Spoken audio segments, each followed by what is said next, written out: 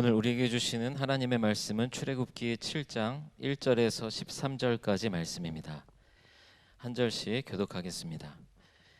여호와께서 모세에게 이르시되 볼지어다 내가 너를 바로에게 신같이 되게 하였은즉 내 형 아론은 내 대언자가 되리니 내가 내게 명령한 바를 너는 내 형 아론에게 말하고 그는 바로에게 말하여 그에게 이스라엘 자손을 그 땅에서 내보내게 할지니라.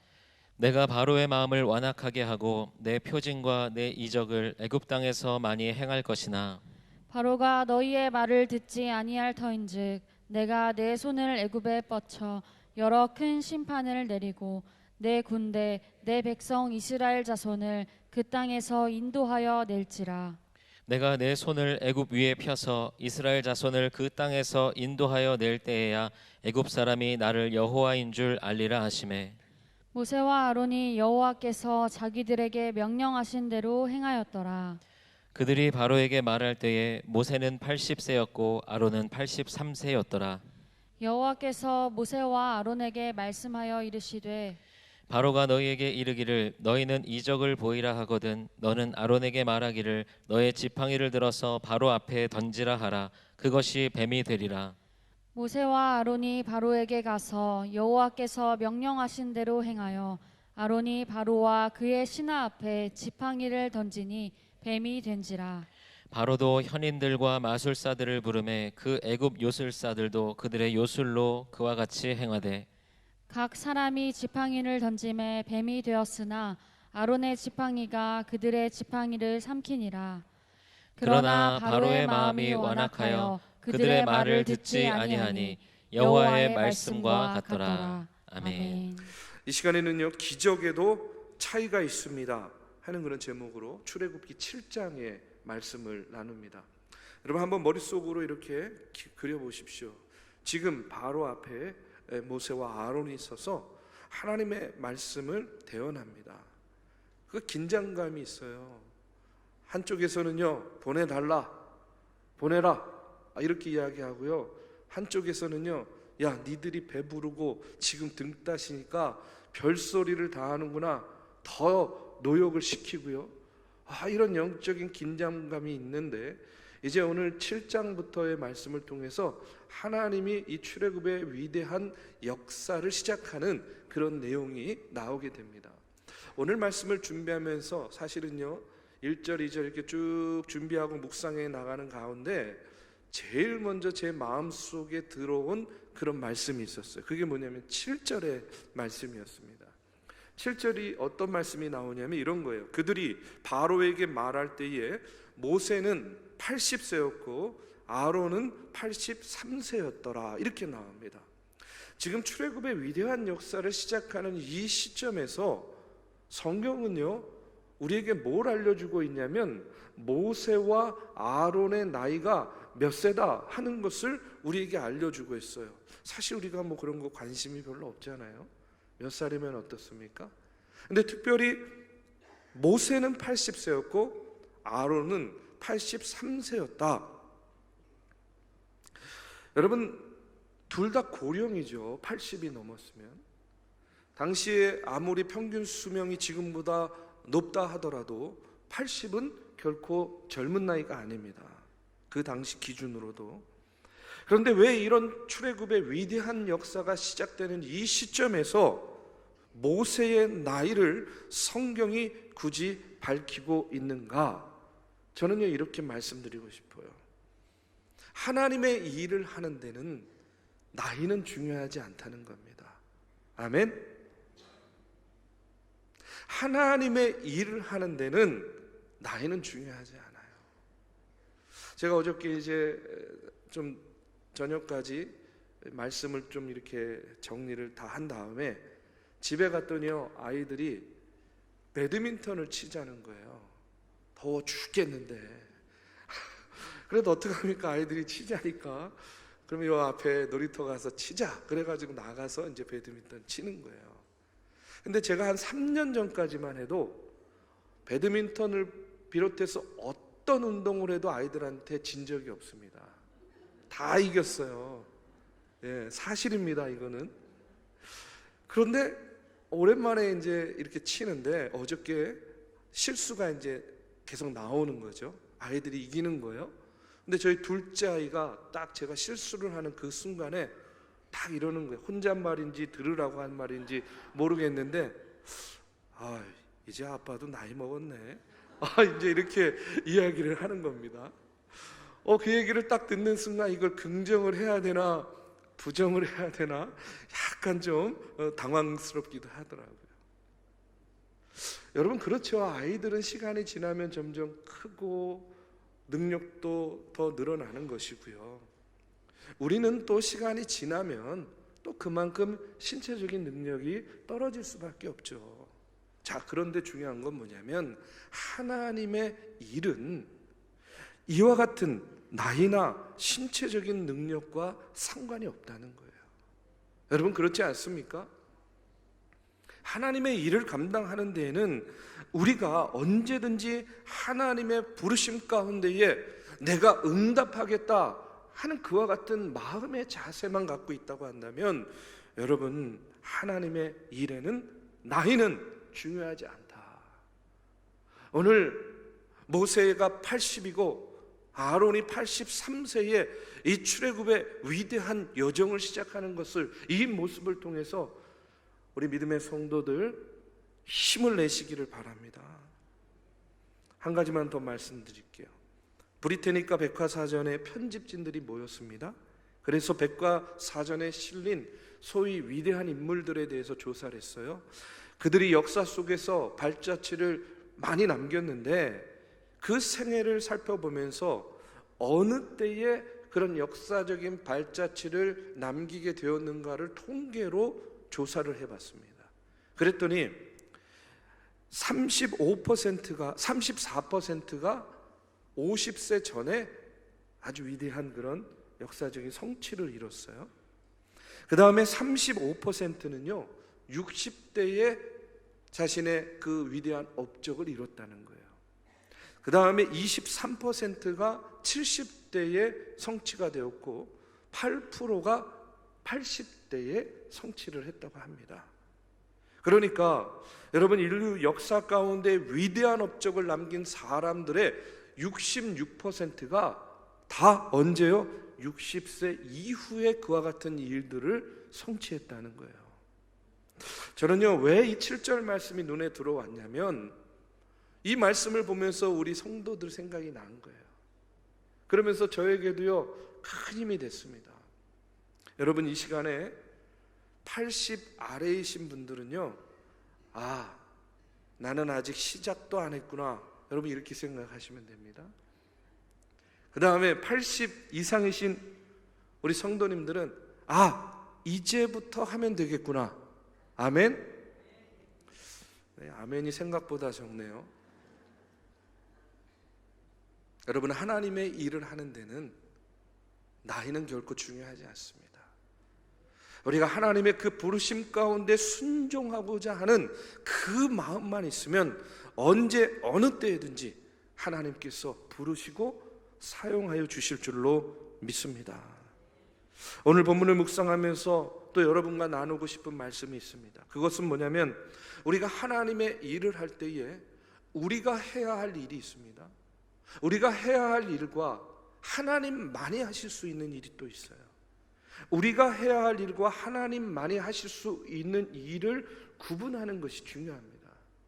그러면 우리가 해야 될 일이 무엇인가? 저는요 이렇게 말씀을 드리고 싶어요. 하나님께서 우리에게 일을 맡기실 때에 그냥 맡기시는 게 아닙니다. 우리에게 주시는 것이 있어요. 우리에게 부여하시는 것이 있어요. 그렇기 때문에 우리가 하나님의 일을 할 때에 꼭 필요한 것이 있는데 그게 뭐냐면 두 가지예요. 첫 번째는 하나님께서 주시는 능력을 더듬는 것. 두 번째는 하나님께서 주시는 말씀의 빛으로 일하는 겁니다. 여러분, 이 두 가지가 굉장히 중요해요. 이것 없이는요 어떤 하나님의 일도 성취해낼 수가 없다는 거예요.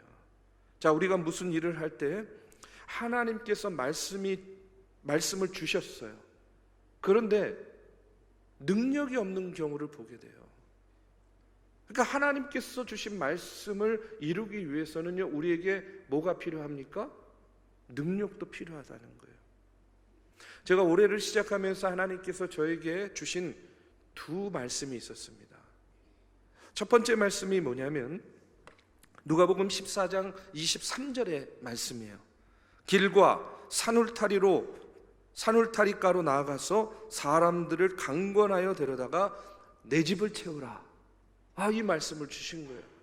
그래서 이 말씀을 붙잡고 올 한 해의 표어를 만든 겁니다. 그게 뭐예요? 내 집을 채우라. 그 다음에 또 하나의 말씀을 더 주셨어요. 그것이 뭐냐면 여러분이 잘 아는 말씀입니다. 요엘서 2장 28절의 말씀이에요. 우리 같이 한번 봉독해 보겠습니다.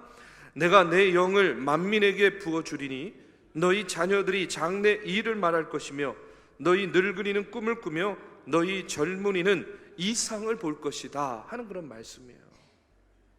이 두 말씀을 주셨습니다. 그래서 저는요, 한 해를 시작하면서 하루하루 이 말씀 붙잡고 한 주 한 주 이 말씀 붙잡고 지금도 이 한 해를 보내고 있습니다. 아마 여러분들에게도 다 주신 말씀이 있잖아요, 그렇죠? 송구영신 예배 때 다 또 연초 예배 때 카드 다 받으셨잖아요. 여러분, 그 외에도 하나님께서 여러분들에게 주신 말씀들이 있을 거예요. 근데 중요한 건 뭐냐면 하나님께로부터 이렇게 말씀을 받았어요. 그 말씀의 밑에 비추어서 비전도 갖게 됩니다. 그 다음에 어떤 방향으로 나아가야 될지도 깨닫게 되고요, 이제 무엇을 해야 될지도 알게 되었어요. 근데 중요한 건 뭐냐면 능력이 없는 거예요. 능력이. 말씀도 있고 계획도 있고 비전도 있는데 중요한 건 뭐냐면 그 말씀을 성취하고 이루어낼 수 있는 능력이 없다고 한다면 여러분, 그럼 우리가 할 수 있는 것이 없는 거예요. 하나님이 주신 말씀이요, 그저 공허한 그런 외침으로 끝나게 되는 것이죠. 저는 그런 의미에서 하나님께서 우리 중앙교회는요, 능력도 주시고 말씀도 주신 줄로 믿습니다. 우리 믿음의 성도들, 하나님께서 능력도 주시고 말씀도 주신 줄로 믿습니다. 반대의 경우도 있죠. 어떤 경우냐면 능력은 너무나 출중한데 뭐가 없냐면 말씀이 없는 거예요. 여러분, 오늘날 한국 교회가 영적인 어려움과 침체에 빠진 이유가 저는 바로 여기에 있다고 생각해요. 교회에 능력 있는 사람들, 좋은 맨파워들은요, 너무나 많이 생겼어요.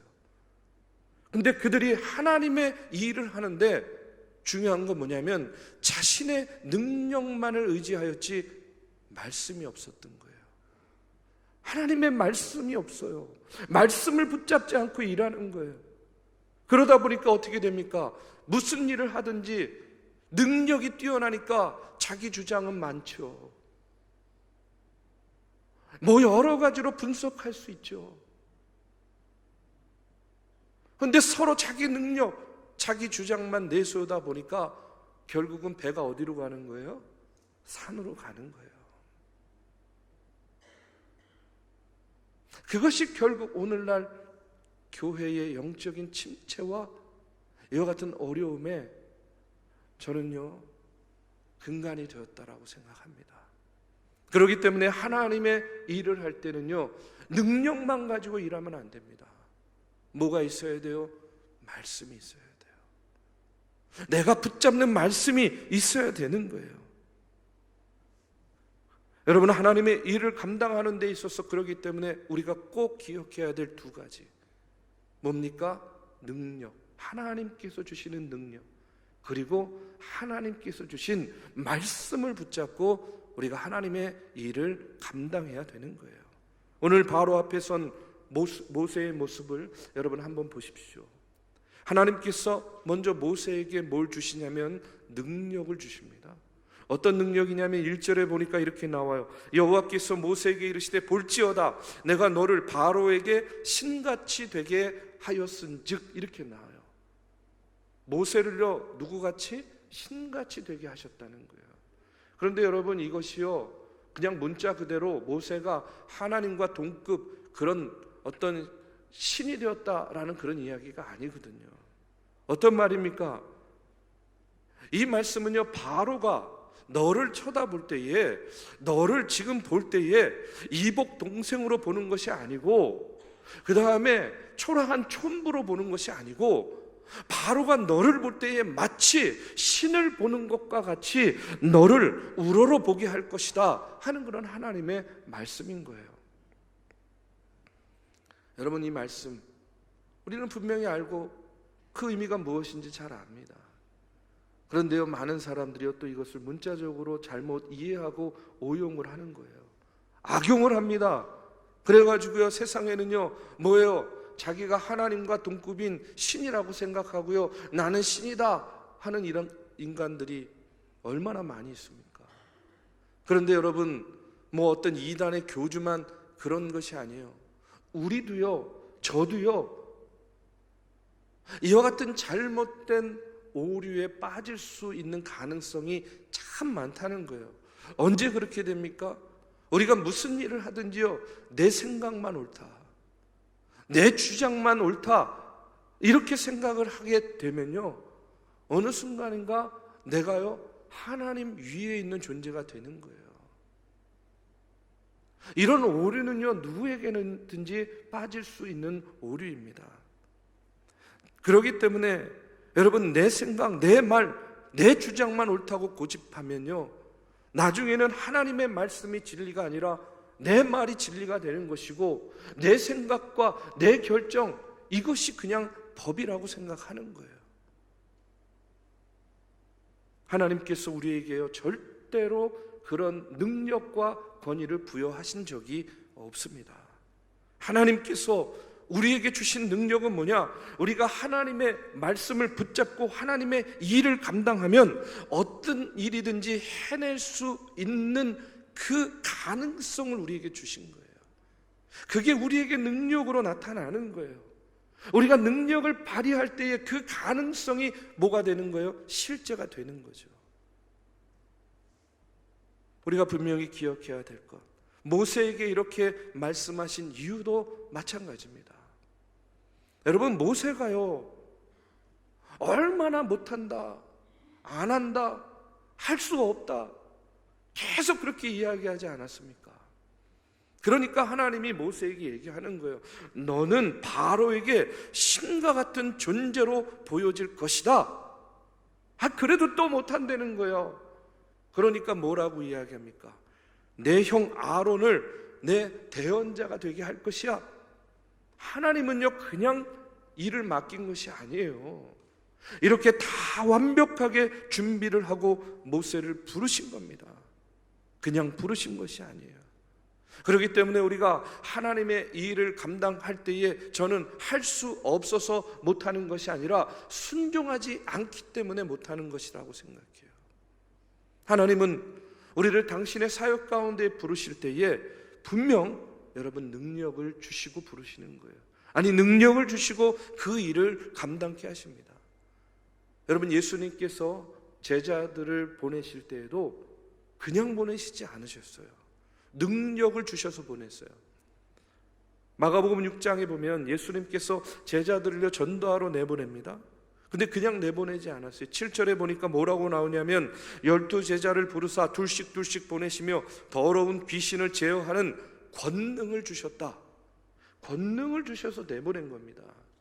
그리고 이어지는 13절에 보니까 주님께서 주신 권능을 받은 제자들이요 어떻게 하느냐? 많은 귀신을 쫓아내며 많은 병자에게 기름을 발라 고치더라. 그 능력을 행하는 것을 보게 돼요. 저는요 오늘 우리들도요 주님께서 부르셨을 때에 각자의 달란트가 다 다르잖아요. 달란트가 다르기 때문에 우리가 감당할 수 있는 사역, 우리의 소명도 다 다른 거예요. 그런데 중요한 것은 뭐냐면 한 사람 한 사람도 빠짐없이 다 할 일을 주셨다는 거예요. 그런데 우리가 그냥 예수 믿고 구원받았다. 여러분, 구원받는 것이 중요하죠. 그러면 하나님께서 왜 우리를 부르시고 우리를 구원하셨겠습니까? 너희들 구원받았으니까 이제 여기서 크게 죄짓지 말고 살다가 때가 되면 이제 천국에 오면 돼. 이것을 위해서 우리를 구원하신 것이 아니라는 거예요. 우리를 구원하셨을 때는 이제 구원받은 자로서 이 땅에서 너희들이 감당할 사명이 있다 하는 거예요. 여러분, 사도 바울도 보십시오. 사도 바울이요, 다메섹 도상에서 예수님 만났잖아요. 부활하신. 그리고 그가 회심을 경험하게 됩니다. 그런데 그가 회심을 한 다음에 잠시도 지체하지 않고 주님께서 그에게 뭘 말씀하시냐면 사명을 이야기하시는 거예요. 왜 내가 너를 만났는지, 왜 내가 너를 택했는지 이것을 이야기하는데 사도행전 9장 15절에 보니까 이렇게 나오고 있어요. 주께서 이르시되, 지금 사도 바울 아니죠. 그냥 이때는 사도 바울이라기보다는 예수님 가를 만난 그런 바울입니다. 사울이죠, 사울. 주께서 이르시되 가라, 이 사람은 내 이름을 이방인과 임금들과 이스라엘 자손들에게 전하기 위하여 택한 나의 그릇이다. 왜 바울을 만나셨습니까? 왜 그를 택하시고 왜 그를 구원하셨습니까?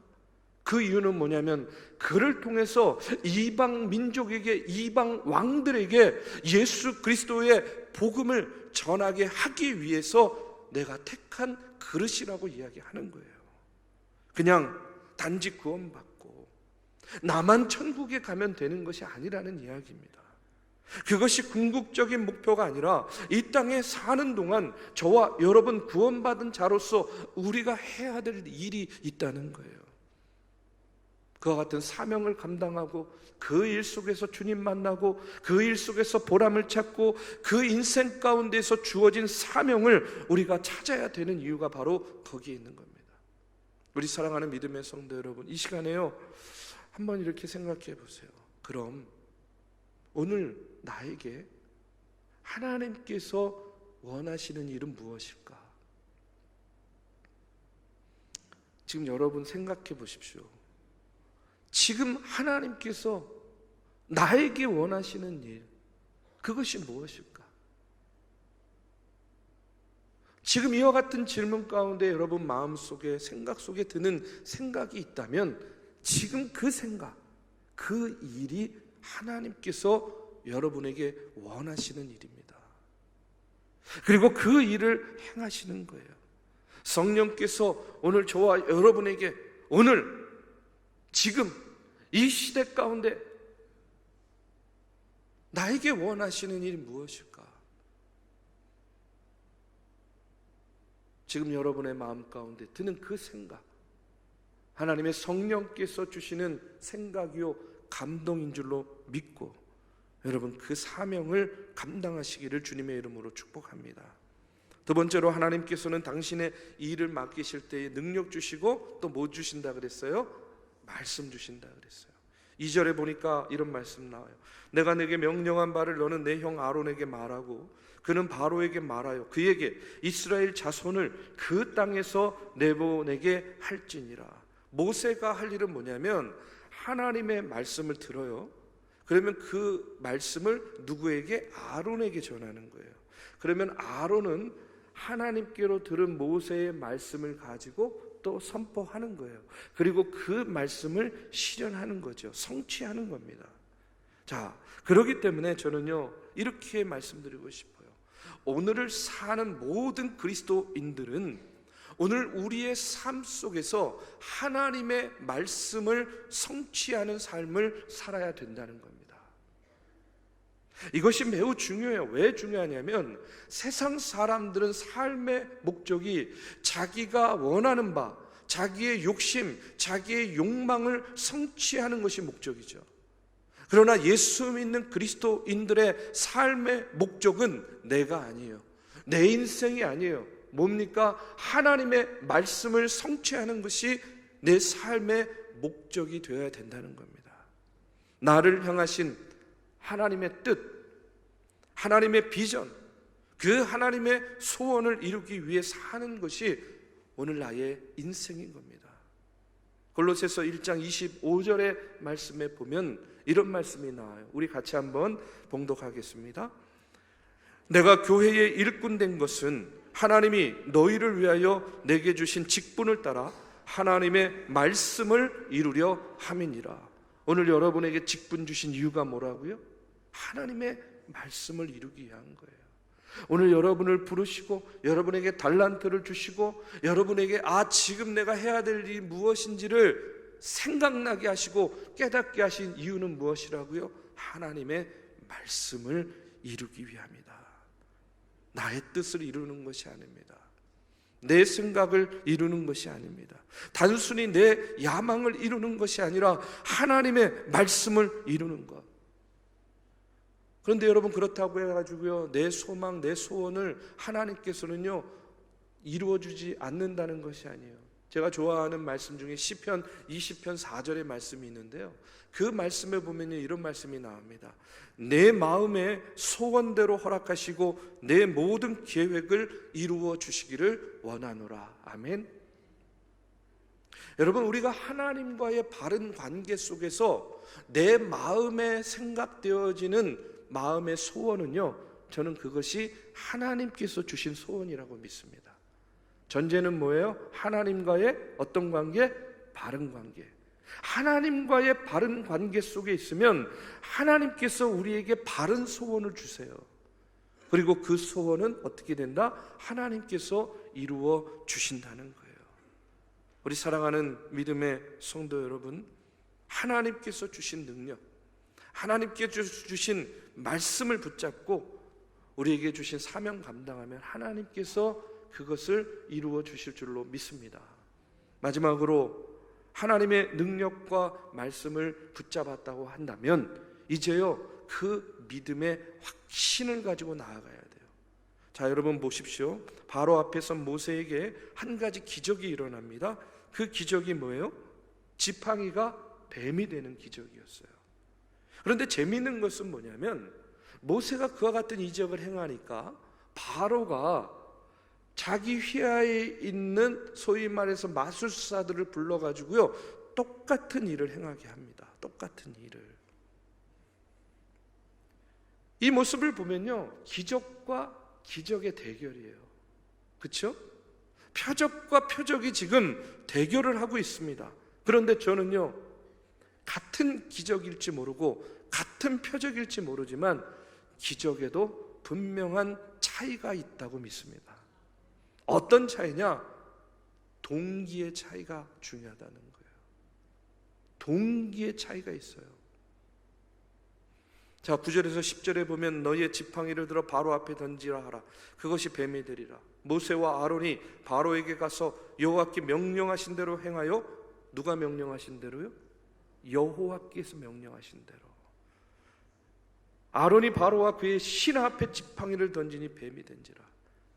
지금 이 이적의 중심에는 누가 있냐면 여호와 하나님이 있는 거예요. 지금 이 기적은 하나님을 나타내기 위한 기적이었습니다. 그러나 바로는요, 바로가 현인과 마술사들을 통해 한 기적은 자기 자신을 드러내기 위한 기적이었다는 거예요. 바로 이 차이가 참된 기적과 거짓 기적의 차이가 되는 거예요.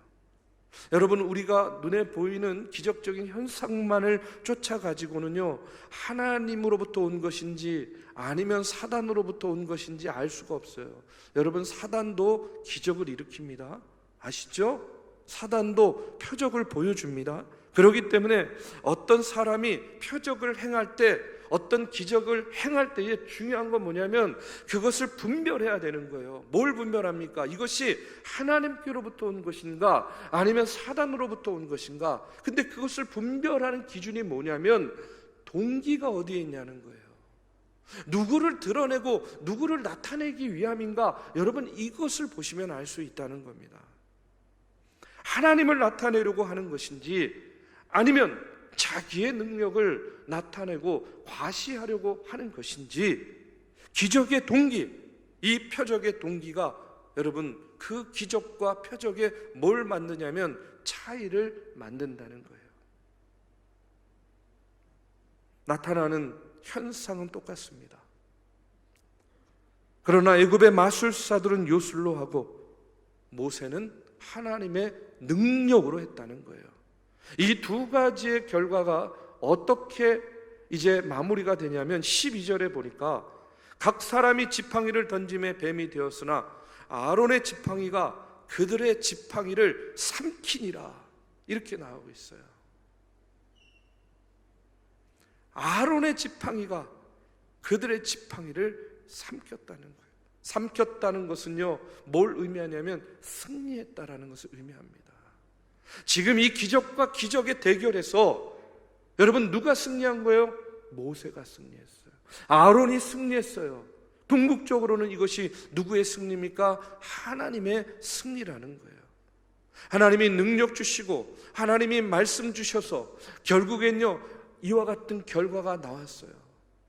우리에게는요 하나님께서 능력 주시고 하나님께서 말씀 주시면 그 말씀 붙잡고 하는 모든 일 가운데는 하나님이 우리를 승리로 이끌어 주신다 하는 그 같은 믿음의 확신이 있어야 될 줄로 믿습니다. 기적에도 차이가 있습니다. 참은요 거짓을 이겨요. 여러분, 불의는요 절대로 의를 이길 수가 없습니다. 우리 사랑하는 믿음의 성도 여러분, 오늘 말씀을 통해서 하나님께서는요 나이와 상관없이 당신의 자녀를 택하여 부르시고 하나님의 일을 맡기십니다.